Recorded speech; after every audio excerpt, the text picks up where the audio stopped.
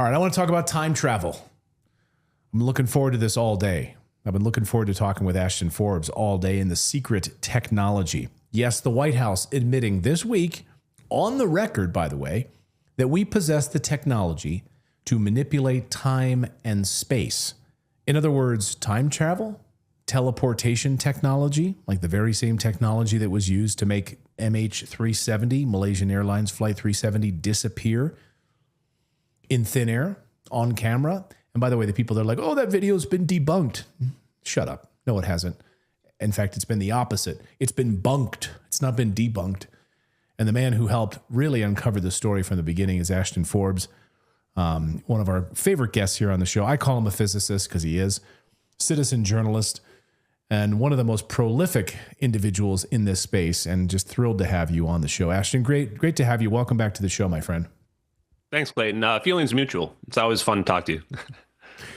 Blast. I hope we have fun here. I'm really looking forward to this. So this is the reason I wanted to have you on, is because of this bombshell.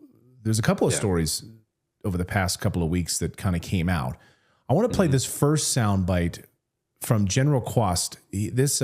Now he worked in Colorado, training individuals, and he saw this technology basically, I think, on the desks of Air Force engineers in the United States Air Force. And it was basically admitting that we have these incredible technologies that allows us to teleport, transport in ways that you wouldn't blow your mind. So let me just play a few seconds of this. Watch this one.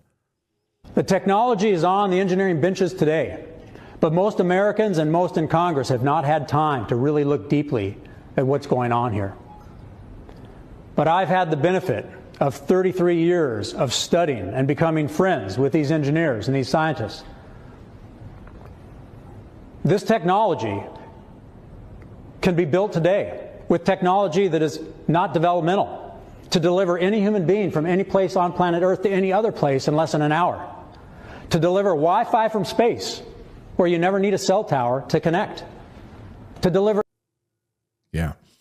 And then this just happened over the past 48 hours. Trump White House official of science and technology policy director Michael Kriatsos said that we possess the technology that can manipulate time and space. Watch. Our passenger planes are slower than they used to be. Our trains crawl compared to those in other parts of the world. Our cars do not fly. Advances have not stopped, but something has gone wrong. Stagnation was a choice. We have weighed down our builders and innovators. The well-intentioned regulatory regime of the 1970s became an ever-tightening ratchet, first hampering America's ability to become a net energy exporter and then making it harder and harder to build. We seem to have lost focus and vision, to have lowered our sights and let systems and structures and bureaucracies muddle us along. But we are capable of so much more. Our technologies permit us to manipulate time and space. They leave distance annihilated, cause things to grow and improve productivity. So he's basically, and I love what you tweeted the other day. You pointed out basically he's admitting that we allowed our technology to sort of purposefully stagnate, that we almost like slowed it down on purpose, yet we have the ability to manipulate time and space. So first of all, when you heard his comments, what did you think?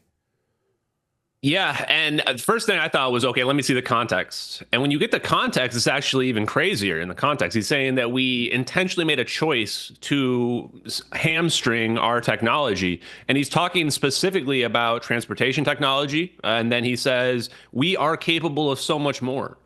And when he says that we have the ability to manipulate time and space, he's talking about gravity manipulation. That's what manipulation of time and space literally is. And then after that, he kind of speaks to other things that also would speak to things like what plasma might do to make things grow, as well as just, other applications for the same technology, potentially as well, like AI. He speaks to making things more productive, which in today's day and age would mean AI. He says something about the 1970s, which I don't think anybody really picked up on. But if you're somebody that has researched gravity research, in the 70s, the Mansfield Amendment was passed. And what this did was made it so that the military could not fund things that were not related to combat, direct military applications. And so gravity research got pushed to the defense contractors. So all of these references, like there's no way, if you're somebody, people gaslighting about, oh, he's talking about telephones and internet. These people are sitting at the little kids table, right? Well, there's two videos out there in perfect sync that show a plane literally disappearing out of space-time that is still missing 11 years later. So we got to just be real about it, you know, as much as we don't want to believe it, whatever, but you know, it seems undeniable to me. Yeah, we're watching this. This is MH370 on the screen here, which of course disappears using. So would you say that maybe the same technologies that he's talking about is what allowed the United States government to disappear MH370? Yeah, definitely. And what we're talking about here is technology that you can find a lot of videos of engineers talking about this. That zero-point energy technology is an echelon above anything that we have conventionally right now. So even nukes are completely obsolete in face of this level of technology. And you'll hear people talking about this all over the place. So you can imagine a lot of scenarios where with this type of technology, you know, the United States government is uncontested in the world. And this explains why nobody has really actually tried to challenge us on the global stage for, you know, almost an entire century at this point. And some people say, well, if these are out there, could other countries have figured it out? Yes, I think there's a shadow arms race. And I think this overlaps with the UFO community where they say that, you know, this might be UFO tech or whatever, and then Russia and China are working on this. This is what scares me the most about this is that, you know, if two warring factions get this level of technology, the science on display here that I want to go through with you today, it has the capability of producing not just a wormhole, but actually a black hole, like annihilation of the entire planet, maybe even the entire solar system. It's just a matter of scale. And what you realize from these videos and the science related to them is that physics, the universe is scale invariant. Stuff that you can do on the small level, small scale, you can also do on the large scale. Those orbs that you see there, they are mimicking atoms.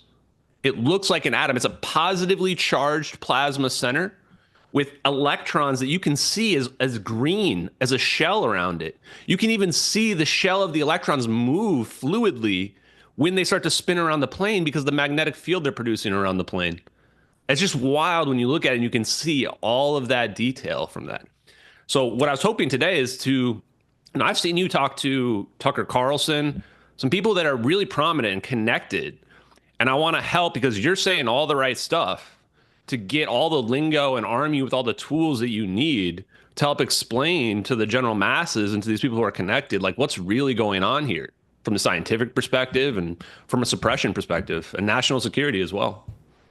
Please. So let's get into it. So, I mean, I think what you just said is amazing. The nuclear weapons are obsolete. Nuclear weapons are obsolete, that we have the ability to manipulate time and space. Those are the weapons that's why no one wants to touch us, because we have things that are far more powerful. And I think you would agree that these technologies have come from UFO crash retrieval programs, if I'm not mistaken, right? Well, I think there's a lot of options. I'm open-minded, you know, and I've now grown to have a viewpoint of anything is possible under the right conditions. So does it come from aliens? Does it come from things that we dug up? Does it come from future humans or another dimension? I don't know if we have enough evidence to say for sure at the moment. I will say I'm pretty confident there's a psychological operation going on to get us to be convinced that humans can't understand this, that it's alien technology. It's alien physics that humans can't possibly understand. And that way, if we're doing black operations, covert operations, which is what the MH370 videos show, we can blame it on aliens. Oh, it was aliens zapped the plane away. No, aliens aren't zapping the plane away. That's us. That's what humans do. So I think that they're trying to get us to avoid that. And it's very important to realize that there is no alien physics. Anything that aliens can understand anywhere in this universe, that's physics that we can understand. We are simply missing something that's probably right in front of us when it comes to how these UFOs we see flying in the sky are moving around. And absolutely anyone out there, UFOs are real. There are things flying around that people do not understand. It doesn't necessarily mean it's aliens, though. Here's the secret. After I dug into it as an investigator, the answer to the question of how this is all possible is negative energy. And you go, wait, Ashton, all the academics are saying that negative energy is this non-existent exotic substance. Yeah. Why are they saying that? Because it's not. It's a conceptual misunderstanding. And then boom, the whole universe opens up to us. Tesla So technology is possible. Yeah, let's break it down for the layperson, and if we want to get this out to the masses. So, like in my conversations with Tucker and others about this, trying to kind of break through maybe the psychological operation that's out there and lay it bare for everybody. Negative energy. What is it, and how could it be used in all of these applications? Exactly. So there's something called the vacuum catastrophe, which is that we look up in the sky and we measure the cosmic microwave background. We're measuring all the heat that we can see in the sky. And we say that that's all the energy that's out there in the universe. And it comes to this relatively small amount of energy. But then quantum mechanics came around. Wheeler and Feynman came into play. And Schwinger and Feynman won the Nobel Prize for quantum electrodynamics in 1965.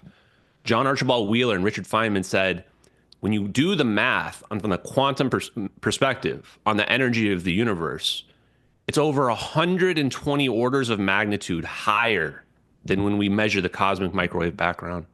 Why this discrepancy? Which one is correct?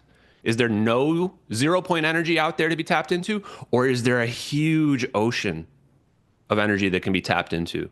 The difference between this question is the difference between whether or not negative energy exists or not. If you don't think negative energy exists because it's an exotic substance, then you're somebody that believes that the cosmic microwave background is the answer, that there's no energy to be tapped into. But if you're somebody that understands quantum mechanics, you realize that we're not talking about thermal energy. We're not talking about heat. We're talking about vibrational energy. The 0-point energy, that ocean of energy, it's vibrating all the time on the tiniest possible scales. And that's how we interact with it. That's why Tesla was saying that there's an ether of energy, and that the answer to the universe is energy, frequency, and vibration. So what these people need to understand then is, well, what's the thing that we missed? Zero's not the bottom. 0-point energy is quite literally the energy that exists below zero. The energy below the ground state. So zero's not the bottom. That's not zero. It's just the ground state. It's just the equilibrium state. That's us on top of the ocean. We're on top of the ocean floating around. So what's negative energy? Oh, if we tap into that 0-point energy, we pull it out. And what are those orbs doing in that video? This is why it's proof. This is why the zap in the video is absolute proof. The orbs are inducing a negative energy state through a low energy phase transition. The ground state of, imagine just a hydrogen atom. The ground state of the hydrogen atom is shrinking a little bit because they're shrinking the space. Like you look at my screen right here. Let me see if I can make this work. They're shrinking the size of the space itself. And when you do this, everything comes together. Everything gets squished together. And when you do this, it changes the permittivity of the vacuum of that region of space-time, allows for negative energy to be possible because the ground state goes down for every atom that's there. And when that occurs, there's a release of energy. That release of energy is an ultraviolet light. This is why in the whammy video, the satellite video, you see a flash of light come. So we're like, oh, there's light. But when you look in the thermal, it's black. It's cold. Oh, so no, that's a great point. Ultraviolet light. Go ahead. So let's show that. So this is the one where we see that's gravitational lensing right there. Go ahead. Gravitate. So what are we seeing here? So there it disappears. So that was the frame right beforehand, and then the frame right after this wormhole opens up. By the way, there's only 4 frames of this wormhole, and you can actually see it open and close. You can even see the tail of the plane in the first frame right there. Now, what you're seeing here is you're seeing space-time being contracted. And when it gets contracted, the refractive index, the permittivity of the vacuum, changes.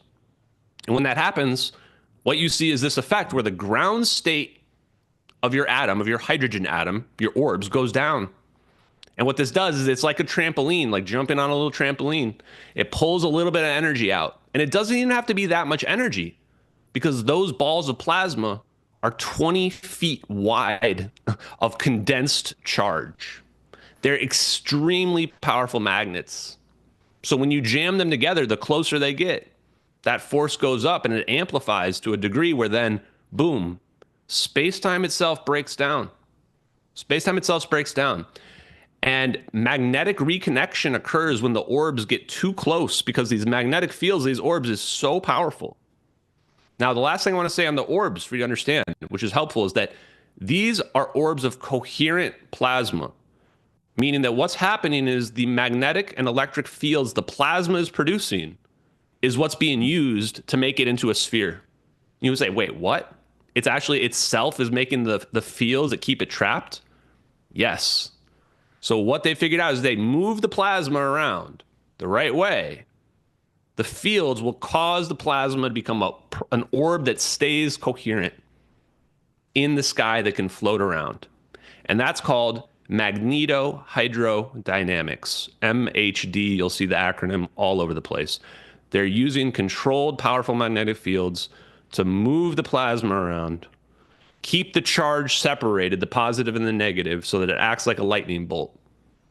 And then somebody at some point figured out, oh, let's just jam a few of these together, and then boom, we can make things disappear. The last point I want to make is, well, you're saying it's teleportation. They could probably annihilate something as well. But for several reasons, including the phones ringing, the plane being seen later on, and all this weird dance the orbs are doing on the plane, I think it's actual teleportation. So what's happening is the orbs must have an equal number of charge between the 4 orbs. You've got 3 orbs around the plane, and you've got 1 orb somewhere else. So when this plane is being teleported, Delta, don't sue me, and then comes back, the orbs need to cancel out. So let's say you've got 2 of the orbs are positively charged and 2 are negatively charged. When they come together, they're going to equalize and they're going to dissipate. That could be one configuration. The other configuration could be that the 3 orbs next to the plane all add up to 1 negative charge. And then you have 1 positive charge, let's say at Diego Garcia or in the Maldives. And then when the orbs come together, it causes them to slingshot and come together, and then they appear at your new location. That's what these people have figured out. And it's crazy because it's so far beyond our current paradigm to think that not only could we have figured out gravity and have an actual working warp drive and wormhole technology, but to actually use it on an airplane that itself is not equipped. It's not like it's a Starship Enterprise. We used it on an airplane that was flying around in the sky. So this is like, you realize the implications of this right away, as I'm sure you've considered. You know, you could teleport a nuke onto somebody. This is technology that obsoletes all prior forms of weaponry. It's amazing to think, and you have this whole battle discussion over Iran and developing a nuclear weapon. And in many ways, the whole thing is moot because this technology is so far more advanced than all of that. I want you to stick around, Ashton, if you can, and we want to move we're going to do this whole Rumble Premium thing, and I want to kind of open it up for a lot of people to ask questions here if we can. But before we get there, and by the way, if you're watching us on YouTube, come on over to Rumble. We've got 30,000 of you watching us live on Rumble right now. All the tens of thousands of you over on YouTube, come on over to our Rumble Premium right now, because we're going to hang out with Ashton if we can. When we talk about time travel, and we talk about when you're moving into this wormhole, are we actually jumping through time, or the way that we think of time, I guess? Yeah, I thought you might ask me that. It's funny because I spent last night trying to figure that out. And now I think I have a good answer, is that the wormhole itself, if you were traveling through it, there's no time that's passing, no matter where the opening and the closing is. And if you follow the principle of least action, this would mean that there's never going to be any passage of time while you're traveling through the wormhole. And if you then put one more restriction and say that the mouth of the wormhole cannot move, it can only be in one spot, as in it opens and closes and it's not there anymore. If you make those 2 restrictions, it's no longer possible to go back in time. Reverse causality is no longer possible, no matter how you look at it. You'll always, even if you go through a portal, go through a different portal, you'll never show up at a time before you started the process. So my opinion right now, having dug into the physics, is that there is no way for you to actually go back to a previous time in the universe. But you can actually travel in time. Time travel is 100% real. You can do two different things, which I think are extremely significant. You can travel to the future, number one. You can slow your rate of time so that everything else looks like it's speeding up around you to such a degree where you could go 100 years in the future. All of a sudden, it's 100 years in the future, and you're like, whoa, how did that happen? It would be extremely disorienting, but you could do it. The other thing you could do is you could reverse your biological process. You could put a bubble around yourself and reverse the entropy of inside the bubble, which is you and your age, and you could reverse your age. And before you ask me, would you remember that? I actually asked Navy engineer Salvatore Pais this question. His opinion is you would still remember, because his belief is your consciousness is stored in the 0-point energy, not in your body is just a receiver, which I tend to agree, but obviously speculative. It's unbelievable. Time travel is real. And I know I've always wanted to talk to you more deeply about this, and we will. Ashton, thank you so much.